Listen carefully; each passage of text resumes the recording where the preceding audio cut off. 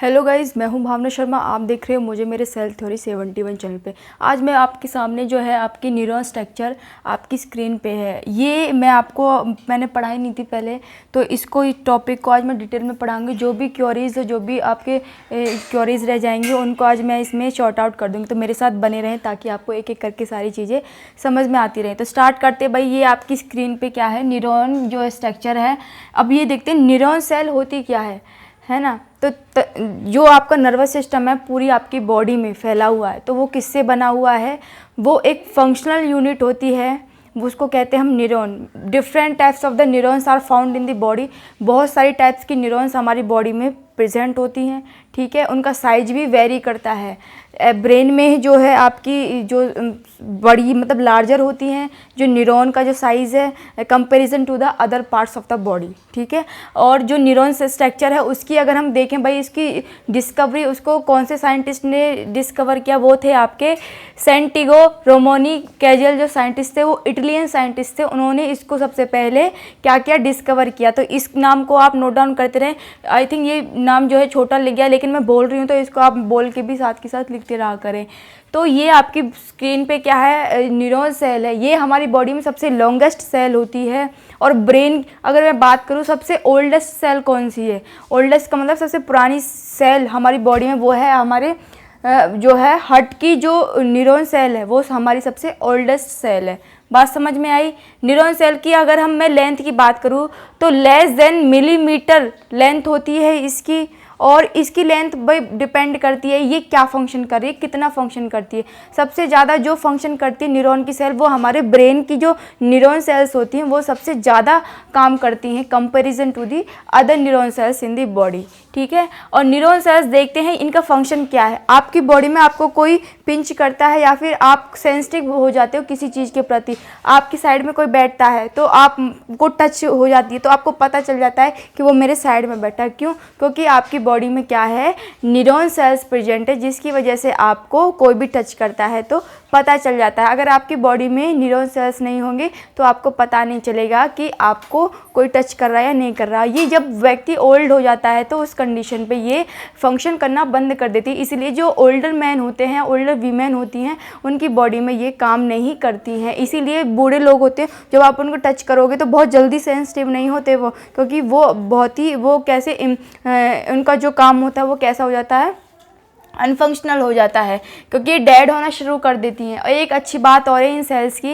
ये सेल्स क्या है, ग्रोथ नहीं करती। ग्रोथ का मतलब है एक सेल से दो सेल ये नहीं बनती, ये डायरेक्ट क्या होती है, डेड हो जाती है। या फिर ये रिपेयर तो हो सकती हैं, या अगर इनकी टूट फूट हो जाती है ये रिपेयर तो हो जाएंगी, लेकिन ये क्या नहीं हो सकती, ये दोबारा मतलब एक सेल से दूसरी सेल नहीं बन सकती। इनका जो फॉर्मेशन है फिर वो दोबारा से ही स्टार्ट होता है। और इनके अगर फॉर्मेशन की बात करूँ कहाँ पर ये बनती हैं, जैसे आपकी आरबीसी बोन मैरो में बनती हैं, तो ये कहाँ बनती है न्यूरॉन्स? तो ये आपके ब्रेन के अंदर बनती हैं। ध्यान रखें इस पॉइंट को, ब्रेन के अंदर इनका ओरिजिन हुआ है। अगर मैं आपकी बात करूँ पूरी बॉडी में, अब बच्चा जब बॉर्न होता है तो कितनी न्यूरॉन्स होती हैं? तो 100 मैं कहूँगी 100 मिलियंस। हम जब पैदा होते तो 100 मिलियंस हमारी बॉडी में न्यूरॉन्स होती हैं, न्यूरॉन सेल्स, याद रखें। तो बहुत ही छोटी छोटी माइन्यूट होती हैं। ये समझ में आ गई बात? सबसे ज़्यादा लॉन्गेस्ट सेल है हमारी बॉडी में ये। तो ये एक जीके का क्वेश्चन भी बन जाता है यहाँ से। तो देखा जाए भाई कि ये जो न्यूरॉन सेल्स है ब्रेन में कैसे बनती हैं, इनका ओरिजिन ब्रेन से हुआ है। ब्रेन से जो है four pairs of the neurons originate होते हैं, वहीं से ये जो है बनती हैं। अगर मैं इनकी एंड की बात करूँ, कहाँ पे ये ख़त्म होती है हमारी बॉडी में, जैसे कोई एक रास्ता होता है, जहाँ रास्ता शुरू होता है, ये शुरू तो होती हैं ब्रेन से और ख़त्म कहाँ होती हैं? अगर ख़त्म की बात करूँ तो ये आपके मसल्स पे, जो मसल्स होती है, मसल्स से जब ये टकराती तो वहीं पे ये क्या हो जाती है, इनका जो है जो रास्ता है वो बंद हो जाता है वहीं पे। जैसे कोई एक रास्ता होता है, रास्ता आपके घर से जब कोई रास्ता निकलता है तो वो रास्ता कहाँ पे जाके रुकेगा, तो एक कोई ना कोई निश्चित स्पॉट तो होगा जहाँ पे वो रुकेगा। तो वो एक ऐसे ही इनका एक निश्चित स्पॉट क्या है, ये मसल्स पे जाके जो है रुक जाती हैं। बात समझ में आई? देन हम भाई ये देखेंगे, ये सेल्स जो है ये पूरी एक सेल्स है, मैंने आपकी स्क्रीन पे बनाई हुई है। तो ये पूरी न्यूरॉन सेल है आपकी बॉडी में। इसकी पार्ट्स कौन कौन से हैं ये देखेंगे। तो देखो ये आपके डेंड्रॉइड्स हैं, ये आपको थ्रेड लाइक दिखाई दे रहे हैं, thread like structure that is called the dendroids. और इसमें 7 टाइप्स की इसके पार्ट्स होते हैं इसकी बॉडी में। देखो डेंड्रॉइड्स, एक्सन, सेल बॉडी, ठीक है। सेल बॉडी को दूसरा हम क्या बोल सकते हैं, सेलोन भी बोल सकते हैं, ठीक है, उसका दूसरा नाम है। और ये आपका एक्सन्स हो गए। तो इनकी हम बात करेंगे, देखेंगे कि भाई सेल बॉडी का क्या फंक्शन है, सेल बॉडी के अंदर कौन कौन से ऑर्गेनल्स फाउंड होते हैं। काफ़ी सारे बच्चों के डाउट्स होते हैं, तो वो आज भी शॉर्ट आउट हो जाएंगे। तो डेंड्राइट्स जो हैं, इसके अगर जो शॉर्ट थ्रेड्स होते हैं उनको तो कहते हैं हम डेंड्राइट्स, और जो लॉन्गर थ्रेड होते हैं उनको कहते हैं हम एक्सोन्स। तो डेंड्राइट्स का क्या फंक्शन है, इनका फंक्शन है जब हम जब हम टच करता है हमें, तो ये डेंड्राइट्स क्या करते हैं, जो इम्पल्स होते हैं, इम्पल्स को रिसीव करने का काम करते हैं। तो डेंड्राइट्स जो हैं, पहले स्ट्रक्चर की बात करते हैं सिर्फ और सिर्फ, ठीक है, फंक्शन हम बाद में देखेंगे, क्योंकि स्ट्रक्चर को समझना पहले ज़्यादा ज़रूरी हो जाता है। तो ये क्या है, ये आपको दिखाई दे रही है, this is called the cell body. Cell body it means cell body के कौन कौन से पार्ट्स होते हैं, इसमें बीच में होता है न्यूक्लियस, और जो है इसमें आपको जो है पॉइंट लाइक स्ट्रक्चर जो दिखाई दे रही है वो है आपकी साइटोप्लाज्म, ठीक है। इसको क्या बोल सकते हैं हम, इसको साइटोप्लाज्म। आपको डॉट डॉट जो ये दिखाई दे रहा होगा ना, ये dot dot, this is called the cytoplasm. और इसमें गोल्जी बॉडी है। गोल्जी बॉडी आपको अब कन्फ्यूजन में काफ़ी सारे बच्चों को नहीं पता होगा कि गोल्जी बॉडी आखिर में होती क्या है। गोल्जी बॉडी का मतलब है वो क्या करती है भाई, इसको क्या करती है, इसकी पैकेजिंग का काम करती है। इसके अंदर जो प्रोटीन्स वगैरह राइबोसोम्स बनते हैं उनकी पैकेजिंग का काम करती है।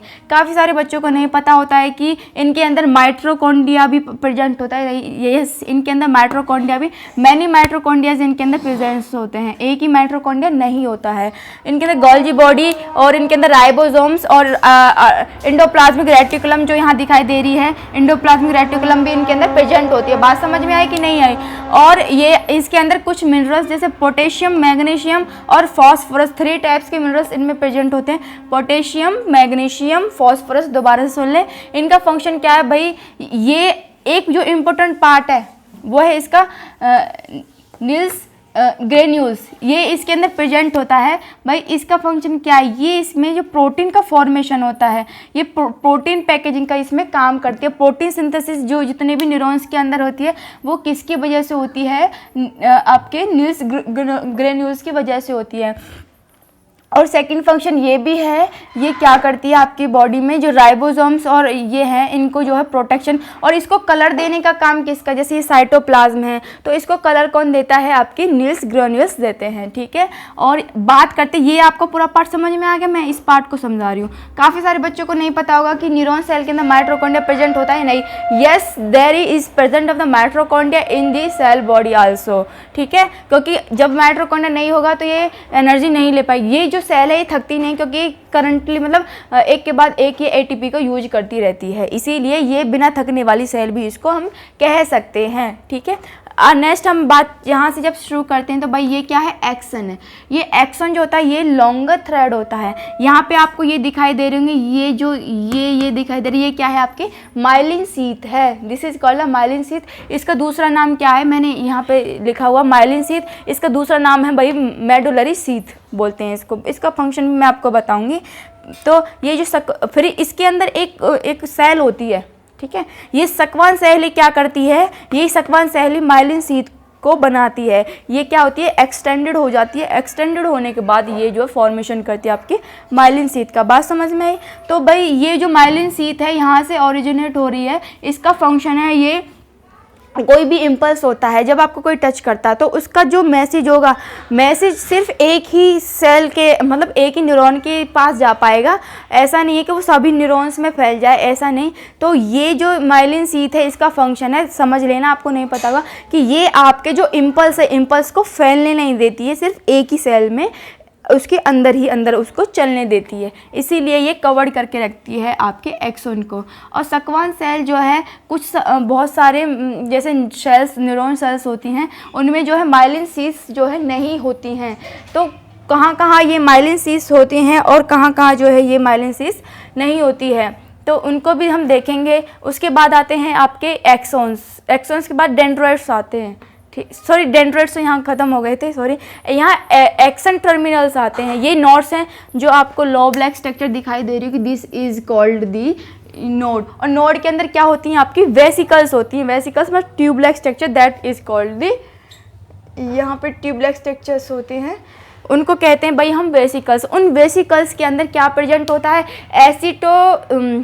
उसके अंदर प्रेजेंट होता है आपका न्यूरोट्रांसमीटर। न्यूरोट्रांसमीटर भाई क्या करता है, आपके जो इम्पल्स होते हैं, इम्पल्स को वो मीडिएटर का काम करता है। एक सेल, न्यूरॉन सेल से दूसरी न्यूरॉन सेल को मैसेज, इट मीन्स इम्पल्स को पहुंचाने का काम करता है। बात समझ में आई कि नहीं आई भाई? ये तो थी न्यूरॉन सेल्स के बारे में। अब ये देखेंगे हमारी बॉडी में जो न्यूरॉन सेल्स होती हैं, क्या होती हैं न्यूरॉन सेल्स, कौन, ब्रेन से 12 pairs of the neuron cells निकलते हैं। वो 12 पेयर्स ऑफ न्यूरॉन सेल्स कौन कौन सी हैं वो मैंने आपकी, बहुत ही इंपॉर्टेंट, और इनको जरूर याद कर लेना, आपके किसी भी एग्जाम में आ सकती हैं, तो इनको याद करना बहुत ही ज़रूरी है। तो देखो हमारे ब्रेन से जो 12 पेयर ऑफ द न्यूरॉन्स निकलते हुए, ऑल्फैक्टरी, ऑप्टिक, ऑक्यूलोमीटर, ऑक्यूलोमोटर और ट्रोक्लियर है, ट्रिमिनल और एब्डिशंस, फेशियल, ऑडिटरी, ग्लोसोफेरेंजियल, वेगस और एसेसरी स्पाइनल। तो ये जो है आपकी 12 तरीके की क्या है, आपकी ब्रेन से निकलने वाली क्रेनियल जो है, क्रेनियल इनको न्यूरॉन्स हम बोल सकते हैं। तो ऑल्फैक्टरी लोब्स, और इनमें से कौन कौन सी जो न्यूरॉन्स हैं वो जो है आपकी मिक्स सेंसरी मोटर न्यूरॉन्स, कौन कौन सी इनमें से। तो सबसे पहले तो हम ये देखेंगे कि इनमें इसको समझने से पहले कि हमारी बॉडी में 3 टाइप्स की न्यूरॉन्स होती है, कौन कौन सी, मोटर न्यूरॉन्स, सेंसरी न्यूरॉन्स और रिले न्यूरॉन्स। कौन सी? पहली है आपकी मोटर सेंसरी न्यूरॉन और आपकी थर्ड है रिले न्यूरॉन। ठीक है, तो इनका फंक्शन देखेंगे। सेंसरी न्यूरॉन्स को सबसे पहले देखेंगे। ये सेंसरी न्यूरॉन्स क्या करती है, आपके जो है किसी भी ऑर्गन से मैसेज को लेके ब्रेन तक कौन सी सेल पहुंचाती है, वो सेंसरी न्यूरॉन पहुंचाती है। ध्यान रखिए इस पॉइंट को। और ब्रेन में और मीडिएटर का, सेंसरी और मोटर न्यूरॉन के बीच में जो मीडिएटर का काम करती है वो करती है आपकी रिले न्यूरॉन, जो कि कहाँ प्रेजेंट होती है, ये अगर मैं बात करूँ तो ये आपके 4 ब्रेन में प्रेजेंट होती है। रिले न्यूरॉन जो है, ये आपके मिड ब्रेन जो है वहाँ पे ये प्रेजेंट होती है रिले। तो इसका फंक्शन जो है मोटर न्यूरॉन है। अब तो यहाँ पे जो है ये है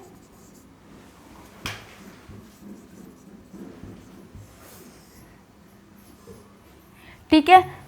तो जो रिले न्यूरॉन है इसका फंक्शन है भाई, ये क्या करती है कि ये इन दोनों के बीच में मीडिएटर का, इसके जो ये सेंसरी न्यूरॉन के मैसेज को यहाँ से लेकर के यहाँ तक पहुँचा देती है। तो ये मीडिएटर का काम करिए ब्रेन में, और यहाँ पे मोटर न्यूरॉन किसको पहुँचा देती है, मान लो आपकी आँख में क्या हुआ, कुछ गिर गया, ठीक है, तो आपकी आँख में आंसू आएंगे। वो आंसू किसकी वजह से आएंगे, पहले तो आपकी आँख में सेंसर न्यूरॉन्स कहाँ पहुँचा देंगे, ब्रेन को, और ब्रेन क्या करेगी, ब्रेन में से रिले न्यूरॉन मोटर न्यूरॉन को मैसेज पहुँचाएंगी। और जो मोटर न्यूरॉन्स भाई क्या करेंगी, आपकी आँख में जो आंसू, जो ग्लैंड है, ग्लैंड के पास जाएंगे, ग्लैंड पे से आंसू निकाल लेंगी। तो वहाँ पे क्या हो गया, आपका जो इम्पल्स है, इम्पल्स का एंड हो जाता है। ठीक है, तो ऐसे करके आपकी बॉडी में पूरा नर्वस सिस्टम चलता है। तो भाई अब ये देखेंगे, ये तो आपके अब समझ में आ गई ना, मोटर, सेंसरी, रिले न्यूरॉन्स। तो अब ये समझने के बाद अब देखेंगे कि इन सारी जो 12 जो पूरी ये ब्रेन की क्रेनियल नर्व्स थी, इनमें से कौन कौन सी मिक्स है, कौन कौन सी सेंसरी न्यूरॉन है, कौन सी जो है मोटर न्यूरॉन्स है। तो जहाँ मैं देखो, जहाँ मैंने डबल टिक किया हुआ है वो कौन सी है, वो सेंसरी न्यूरॉन है। तो ऑल्फैक्टरी, ऑप्टिक और ये ऑडिटरी, ये तीनों जो है कैसी है, सेंसरी न्यूरॉन्स हैं। और मोटर न्यूरॉन्स इनमें से कौन कौन सी है, जहां मैंने गोला गोला किया हुआ, ये वाली और ये, ठीक है, और ये आप में जहाँ पे मैंने गोला लगाया वो कौन सी है, वो मोटर न्यूरॉन्स हैं इन सभी क्रेनियल नर्व में से। और मिक्स जो आपकी क्रेनियल नर्व्स है वो कौन सी है इसमें से, जहाँ मैं देखो यहाँ मैंने सिंगल टिक लगाया हुआ, 1 2 3 और 4। इट मीन्स ये जो आपकी 10th और 9th और 7th और फिफ्थ, ये सभी केस कैसी है, मिक्स न्यूरॉन्स है। मिक्स न्यूरॉन का मतलब ये सेंसरी भी है और मोटर न्यूरॉन्स भी है। अब इनका हम फंक्शन देख लेते हैं क्या क्या है। ऑल्फैक्टरी लोब्स क्या करती है, आपकी सुनने की जो कैपेसिटी है उसको कंट्रोल करके रखती है नर्व न्यूरॉन।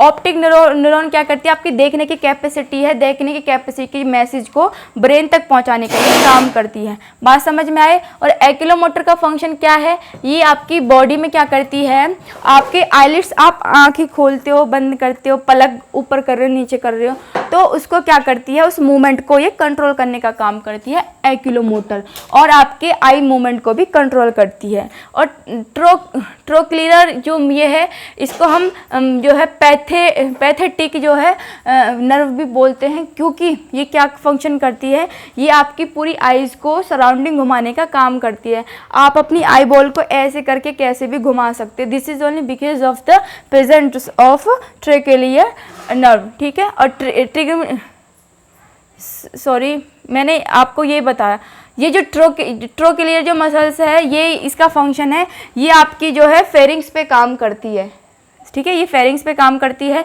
और जो ट्रिगमिनल मसल्स है, ये करती है आपकी आँख को घुमाने पे कंट्रोल करती है। आप क्या चारों तरफ घूमते, this is only presence of the trigeminal muscles, ठीक है। और एब्ड्यूशंस जो मसल्स होती है, वो आपकी जो रेक्टम होता है, क्या होता है, रेक्टम के मसल्स होती हैं, उनके मूवमेंट पे ये जो है कंट्रोल करती है, रेक्टम मसल्स, ठीक है। मूवमेंट करती है जब आपका जो जैसे भी आपका फेसेस होता है, ठीक है, वो आपकी बॉडी से निकलता है तो वो कॉन्ट्रैक्ट करता है रेक्टम, तो रेक्टम पे मसल्स पे कॉन्ट्रैक्ट करती है एब्ड्यूशंस जो है मसल्स पे, ठीक है। ये कौन सी, एब्ड्यूशंस नर्व। फेशियल नर्व क्या है, ये आपके ब्रेन में जाके मैसेज को देती है। फेस पे कोई भी पिंपल्स होता है कोई भी, तो वो उसको कंट्रोल करती है। फेस की मूवमेंट पे आप बोल पाते हो, ठीक है, आप फेस पे कोई भी मूवमेंट करते हो वो उसको कंट्रोल करती है फेशियल मसल्स, उस फेशियल नर्व। और ऑडिटरी मसल्स का क्या फंक्शन है, ये हमारी बॉडी में, भाई जैसे हम कोई भी चीज़ सुन पाते तो किसकी वजह से सुन पाते, this is only presence of the auditory nerve, ठीक है। हम ये क्या करेंगे, हम जब सुनते हैं तो ये उसको मैसेज को कहाँ लेके जाती है, हमारे ब्रेन तक लेके जाती है, और ब्रेन क्या करता है, मैसेज को देता है फिर आगे तक, और कान को, जिसकी वजह से हम सुन पाते हैं। और ग्लोसोफेरेंजियल जो, ग्लोसो का मतलब भी समझ में आ रहा, ग्लोसो जहाँ आ जाती है वहीं समझ लेना वो टंग से रिलेट कर रही है, तो टंग से जो रिलेट करे वो ग्लोसोफेरेंजियल है। तो ये क्या करती है, हमारी टंग के मूवमेंट को और सलाइवा जो हमारी मुंह में निकलती है उस सभी को निकालने का काम कौन करता है, ग्लोसोफेरेंजियल नर्व करती है। ब्रेन को मैसेज पहुंचाती है और ब्रेन क्या करता है, फिर टंग को मैसेज पहुंचाता है कि भाई सलाइवा का सिक्रेशन करो और भोजन को डाइजेस्ट करो। तो ग्लोसोफेरेंजियल का ये फंक्शन है। वेगस जो है ये हार्ट बीटिंग को तेज करती है और कंट्रोल करने का काम करती है। वेगस ये हार्ट पे काम करती है, वेगस, ठीक है। फिर आती है एक्सेसरी स्पाइनल, ये हमारी मसल्स और नर्व्स के बीच में जो मूवमेंट होते हैं, जो भी इम्पल्स ट्रांसमिशन होता है उसको ये कंट्रोल करने का काम करती है, ठीक है। तो इनको आप याद कर सकते हो। ऑप्टिक को याद करने का तो आपको याद ही है, ये ऑल्फैक्टरी भी आपको याद ही है ना। सॉरी मैंने आपको बता दिया सर, ऑल्फैक्टरी का फंक्शन मैंने नहीं बताया शायद, तो मैं आपको ऑल्फैक्टरी का जो फंक्शन है वो है भाई कि ये आपके सूंघने का काम करती है। सॉरी मैंने आपको ईयर बता दिया, ये आपके जो है सूंघने, आप कोई भी चीज़ स्मेल, आप खाने की सुगंध ले पाते हो, this is only because of the olfactory nerve, ये आपकी नोज़ के अंदर प्रेजेंस होती है, ठीक है। और एक्यूलोमीटर को समझा दिया। एक्यूलोमोटर, देखो इसको, ये घूमने वाली कोई चीज़ लग रही है ना, क्योंकि इसमें ओ सर्कल चीज़ें ज़्यादा बन रही है इस वाले वर्ड में, तो आप इसको याद कर सकते हो कि भाई आइज़ की मूवमेंट में हेल्प करती है। ट्रोक्लियर को भी आप याद कर दे, ट्रैकिया से कनेक्ट करके थोड़ा मैच कर रहा है ना, ट्रैकिया ट्रोक्युलर। और ट्रिगमिनल भी याद कर सकते, ट्रिगमिनल देखो आई से ये देखो, इसमें कुछ काफ़ी सारे आइस के वर्ड्स जो है मैच हैं, तो इसको भी आप याद कर सकते हो। एब्ड्यूसेंस जो है ये भी आपके एब्डोमन और एब्डुसेंस से ये मैच कर रहा है, तो इससे आपको एब्डोमेन से नीचे ही क्या होता है, रेक्टम होता है, तो ऐसे करके ये आपको याद हो जाएगा। फेशियल भी फेस से रिलेटेड है, तो फेशियल तो याद हो गया। ऑडिटरी का मतलब ऑडियो सुनना, ऑडियो और ऑडिटरी, तो कान से याद हो गया। उसके ग्लोसोफेरेंजियल भी याद हो गया, वेगस भी याद हो गया, है ना। वेगस का मतलब है हार्ट और वेगस एक दूसरे से कनेक्टेड होते हैं, वो तो आपको पता ही है। तो ऐसे करके आपको सारी चीज़ें ये याद हो गई, ठीक है। ये तो थी भाई आपकी मसल्स। अगर हम ये देखें कि हमारे नर्व में तो कितनी स्पीड से जो है इम्पल्स ट्रांसमिट होता है, तो वो होता है आपके 130 से लेके 200 मीटर पर सेकंड। ठीक है, तो 130 से लेके 200 मीटर पर सेकंड तक भाई क्या होता है हमारी बॉडी में, हमारा इम्पल्स जो है ट्रांसमिट होता है। इसका मतलब है हमारी बॉडी में देखा जाए तो इम्पल्स की जो ट्रांसमिट होने की जो कैपेसिटी है वो कितनी है, एक सेकंड में मतलब 130 से लेके 200 मीटर तक इतनी जल्दी इम्पल्स ट्रांसमिट होता है, तो बहुत ही फास्ट कैपेसिटी है इसकी। ठीक है, अगर मैं, ये तो थी हमारी ट्रांसमिशन की बात, और ये है अगर मैं एब्सोल्यूट पीरियड की बात करूं, किसकी बात करूं, अगर मैं आपके एब्सोल्यूट पीरियड की बात करूं, वो क्या है, वो है भाई ये वो क्या करता है उसका मैं आपको बता देती हूँ।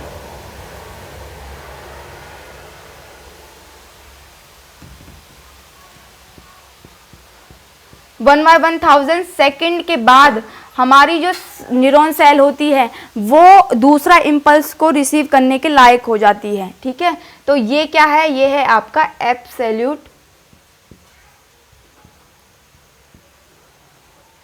Absolute period.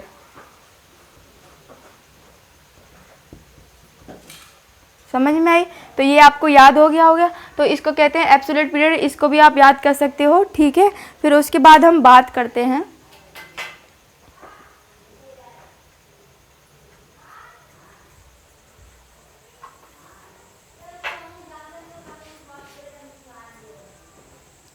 ये तो थी कि इसके बारे में पूरी डिटेल। फिर हम देखेंगे हमारी बॉडी में कितने टाइप्स के जो है नर्वस सिस्टम होता है, तो वो आपके 2 टाइप्स का होता है। कौन कौन सा, एक तो आपका CNS, दूसरा होता है आपका PNS। यहाँ पे थोड़ा स्पेस कम है इसलिए मैं आपको फिर भी आपको दिखाई दे रहा होगा अच्छे से। CNS का मतलब है क्रेनियल नर्वस सिस्टम, PNS का पेरिफेरल नर्वस सिस्टम। जो क्रेनियल नर्वस सिस्टम होता है वो आपके ब्रेन और स्पाइनल कॉर्ड से मिलके जो है बना हुआ होता है। ठीक है, और जो पेरिफेरल PNS होता है वो आपके सोमेटिक एंड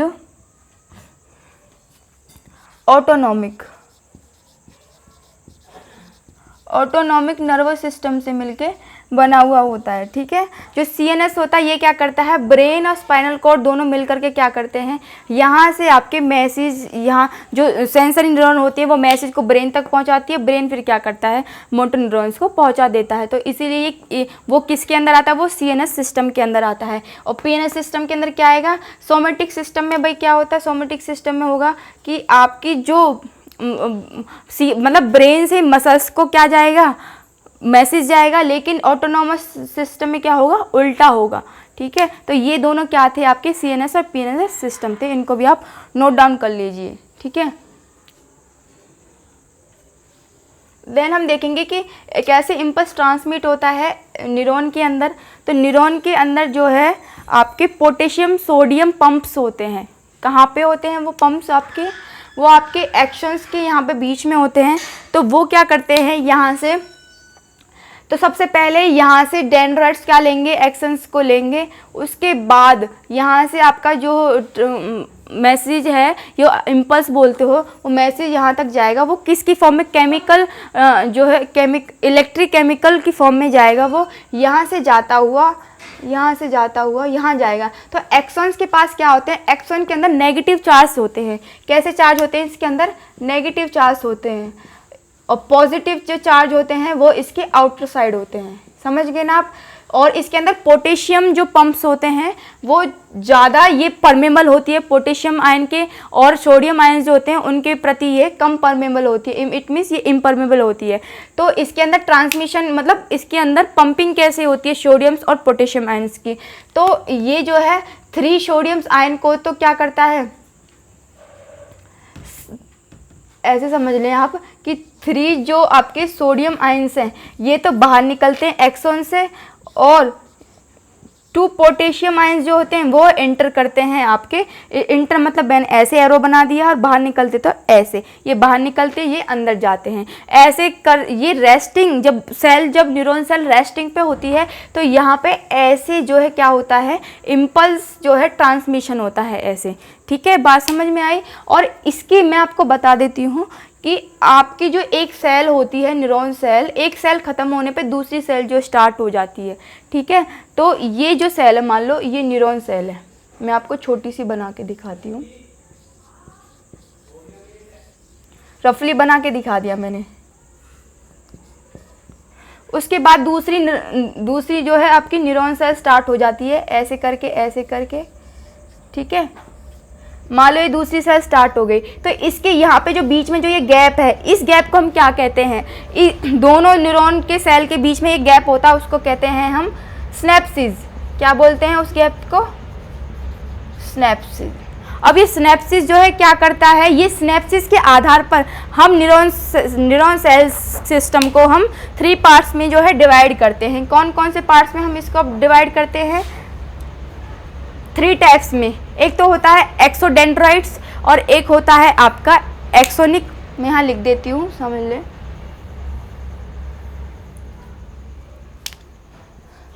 सिनेप्सिस के बेसिस पे हम न्यूरॉन सिस्टम को 3 पार्ट्स में डिवाइड कर देते हैं। वो है आपका एक्सोडेंड्राइट्स, दूसरा है आपका एक्सोसोमेटिक,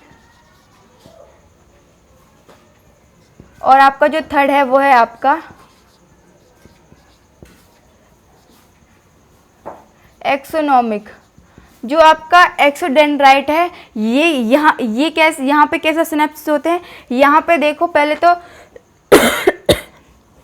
आपके जो ये टर्मिनल, एक्सन टर्मिनल है, ये एक्सिनल टर्मिनल के बाद ही क्या आ जाती है, आपके डेंड्राइट्स इनसे कनेक्टेड रहते हैं ऐसे करके। ये डेंड्राइट्स हैं और ये आपके एक्सन डेंड्राइट्स हैं। तो एक्सन डेंड्राइट के बीच में सिनेप्सिस होते हैं, उनको कहते हैं हम एक्सन डेंड्राइट। और एक्सन सोमेटिक का मतलब है कि action dendrites it means action terminal, it means ये यहाँ बना देती हूँ, ये एक्सन टर्मिनल और यहाँ सेल बॉडी, ये जो है आपकी सेल बॉडी ऐसे बना लो। सेल बॉडी के बीच में जो आपका सिनेप्स जो गैप होता है उसको कहते हैं हम एक्सोसोमेटिक सिनेप्स। ठीक है, और एक्सोनोमिक का मतलब है कि भाई दो एक्शंस हैं। ठीक है, 2 एक्शंस के बीच में, 2 एक्शंस का मतलब ये दोनों एक्शंस हैं, इन दोनों के बीच में जो सिनेप्स होता है उसको कहते हैं हम एक्सोनोमिक सिनेप्स। बात समझ में आई? तो 3 टाइप्स के क्या हैं आपके ये आपके सिनेप्सिस। ठीक है, तो आपको ये मोस्टली सारा कवर हो गया है। On the basis of axons हम सेंसरी सेल मतलब जो न्यूरॉन्स होती हैं हम इनको 3 पार्ट्स में है, 4 पार्ट्स में करेंगे। कौन कौन से? 4 पार्ट्स में। पहला कौन सा है आपका? Multipolar. Multipolar nerve. Multipolar nerve का मतलब है जो एक अच्छी नर्व हो, जैसे ये वाली है, ये कैसी है? मल्टीपोलर नर्व है। ये मल्टीपोलर नर्व कहाँ प्रेजेंट होती है? ब्रेन के अंदर प्रेजेंट होती है। ठीक है, और दूसरी होती है यूनिपोलर। यूनिपोलर का मतलब है इनके पास डेंड्राइट्स नहीं होते, सिर्फ क्या होगा, ये सेल बॉडी होगी और ये आपका एक्सन होगा, तो इसको कहते हैं यूनिपोलर। यूनिपोलर आपके जो एम्ब्रायो होता है, भ्रूण में जो बच्चा होता है वो, उसके अंदर कैसी नर्व होंगी? उसके अंदर यूनिपोलर नर्व्स होंगी। ठीक है, और थर्ड आता है आपका बाइपोलर। बाइपोलर जो है, बाइपोलर आपके रेटिना, आँख के अंदर जो रेटिना लेयर होती है, रेटिना लेयर के पास जो नर्व्स होती हैं उन लेयर्स को हम कहते हैं बाइपोलर नर्व्स। तो रेटिना के पास जो होंगे उनको कहेंगे हम बाइपोलर नर्व्स। एक होती है सूडोपोलर नर्व्स। सूडोपोलर नर्व्स में क्या होता है कि ये क्या है, दोनों तरफ क्या है, दोनों तरफ डेंड्राइट्स होते हैं, उसको कहते हैं हम सूडोपोलर। तो बात समझ में आई? ये सभी on the basis of axons 4 types में हमने न्यूरॉन्स को डिवाइड कर दिया है। ठीक है, तो नोट डाउन कर ले एक बार फिर स्क्रीनशॉट लेके, और मैं कोई भी और चीज़ बोलती हूँ तो उसको भी आप नोट डाउन कर सकते हो। ठीक है, ये आपकी स्क्रीन पे न्यूरॉन सेल दिखाई दे रही है। इन सेलों के बीच में गैप होता है, इस गैप को कहते हैं हम नोड्स ऑफ रेनबे। ये क्या करती हैं, ये एक दूसरे से मतलब अटैच नहीं होने देती है माइलिन शीथ को। और यहाँ पे क्या होता है कि ये यहाँ से ट्रांसमिट होते हुए पूरे बॉडी में फैल जाता है। हमारी बॉडी में जो यहाँ पे स्नैप्सिस होता है, देखो ये स्नैप्स है, कोई ये न्यूरॉन है, यहाँ मैं न्यूरॉन बना के दिखा देती हूँ। तो जो ये न्यूरॉन है, तो यहाँ पे भी एक ये न्यूरॉन है,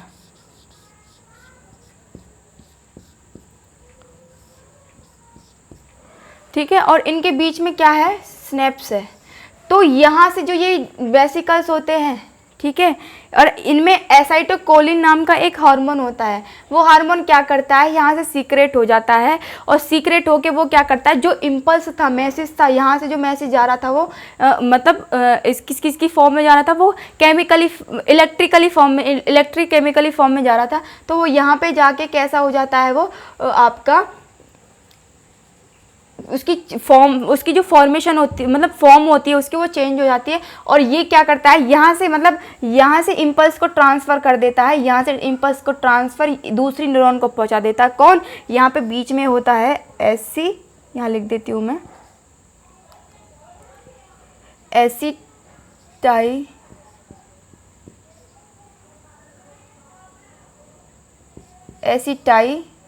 एसिटाइलकोलिन हार्मोन। ये हार्मोन जो है ये एक्सोन टर्मिनल की जो वेसिकल्स होती हैं इनमें प्रेजेंट होता है, ठीक है। तो यहाँ पे कुछ बहुत सारे टाइप्स के आपके जो है केमिकल्स, इसको कहते हैं हम न्यूरोट्रांसमीटर। इसका नाम क्या है, एसिटाइलकोलिन का नाम ट्रांसमीटर। बहुत सारे टाइप्स के न्यूरोट्रांसमीटर होते हैं। एक डोपामीन भी होता है, वो भी क्या करता है, वो भी आपका इसका यहाँ से ट्रांसमिशन का काम करता है। तो आई होप आपको जो है ये सारी चीज़ें एक एक करके समझ में आ गए होंगे। आई होप हम नेक्स्ट वीडियो में हम कवर करते हैं। ये मेरा नर्व सिस्टम का ये एंडिंग पार्ट था, तो हम नेक्स्ट जो है टॉपिक कवर करेंगे। आज के लिए इतना ही। अगर चैनल पे नहीं हो तो सब्सक्राइब कर दें और लाइक करें, ताकि आपके पास ऐसी ही लेटेस्ट वीडियो मेरी आती रहे। So thanks for watching me.